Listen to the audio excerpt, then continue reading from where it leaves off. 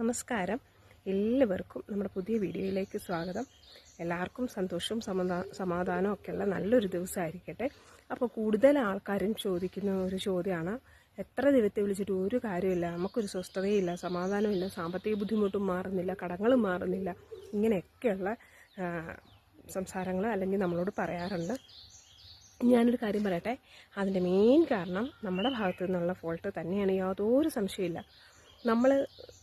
നിങ്ങൾ ഈ പൈസ ചിലവാക്കാൻ മടി കാണിക്കരുത്. അപ്പോൾ ചോദിക്കും, ഉണ്ടെങ്കിലല്ലേ ചിലവാക്കുന്നത്? ഉള്ളത് നിങ്ങളുടെ കയ്യിലുള്ളതിൽ പിശുക്ക് കാണിക്കാതെ നിങ്ങൾ ചിലവാക്കി നോക്ക്. നാളെ എന്നുള്ളത് നമ്മുടെ കയ്യിലല്ല. പറയുന്നവർക്ക് അങ്ങനെ പറയാമെന്ന് നിങ്ങൾ വിചാരിക്കുമായിരിക്കും. അല്ല കേട്ടോ, നിങ്ങൾ ചെയ്തു നോക്കൂ. നിങ്ങളുടെ കയ്യിലുള്ള പൈസ ഈ പിശുക്ക് കാണിക്കാതെ, നിങ്ങൾ നാട്ടുകാർക്ക് മൊത്തം ചിലവാക്കണം എന്നല്ല ഞാൻ പറയുന്നത്. നമ്മളുടെ വീട്ടിലൊക്കെ, നമ്മുടെ വീട് ഇല്ല ആൾക്ക്, മക്കൾക്ക്, കുടുംബത്തിന്, ഫാമിലി, കുടുംബം എന്ന് പറഞ്ഞു കഴിഞ്ഞാൽ അമ്മായിമ്മ, അമ്മായിച്ചന്, നമ്മുടെ അച്ഛൻ, അമ്മ, സഹോദരങ്ങളൊക്കെ അതിൽ പെടും. അല്ലാതെ നമ്മൾ ഭാര്യയും ഭർത്താവും അടങ്ങുന്നതല്ല കുടുംബം. അതുകൊണ്ടൊന്നും പൂർണ്ണമാകില്ല. അങ്ങനെ ചിന്തിക്കുകയും ചെയ്യല്ലേ. കുറേ ആൾക്കാരുമായിട്ട് നമ്മൾ പരസ്പര പൂരകങ്ങളാണ്. നമുക്ക് ചില ഘട്ടങ്ങളിലൊക്കെ പലരുടെ ആവശ്യം വേണ്ടി വരും. എല്ലാവരും ഒന്നും അത്ര നല്ലതാവണമെന്നില്ല. നമ്മളോടുള്ള പെരുമാറ്റമൊക്കെ കണ്ട പിടിച്ച് കെറ്റി കളയാൻ തോന്നും. പക്ഷേ നമ്മളിലൊരു കൺട്രോൾ ഉണ്ടാവണം. എന്താണെന്നറിയോ, അവരെപ്പോലെയല്ല നമ്മൾ ദൈവത്തെ വിളിക്കുകയും ദൈവത്തെ അറിയുന്ന ആൾക്കാരാണ്.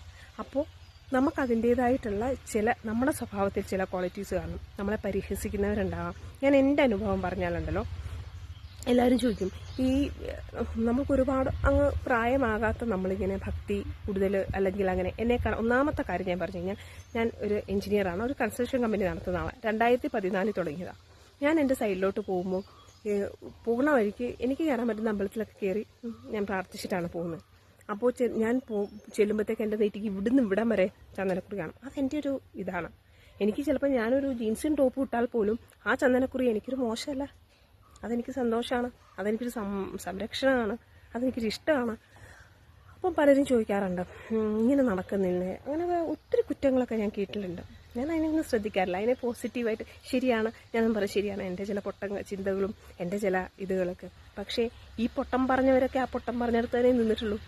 ഞാൻ എൻ്റെ കഷ്ടപ്പാട് കൊണ്ട് എൻ്റെ ജീവിതത്തിൽ നേടാവുന്ന, ഭഗവാന് തരാവുന്ന എല്ലാം തന്നിട്ടുണ്ട്.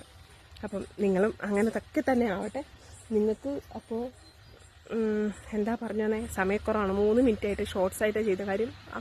വലിയ വീഡിയോസ് ആകുമ്പോഴത്തേക്ക് ആൾക്കാരില്ല കാണാൻ. അപ്പോൾ പിന്നെ ഷോർട്സ് ആയിട്ട് അങ്ങനെയാണ്. അപ്പം തുടരെ ചെറിയ ചെറിയ വീഡിയോസ് ആയിട്ട് ഇടാം കേട്ടോ.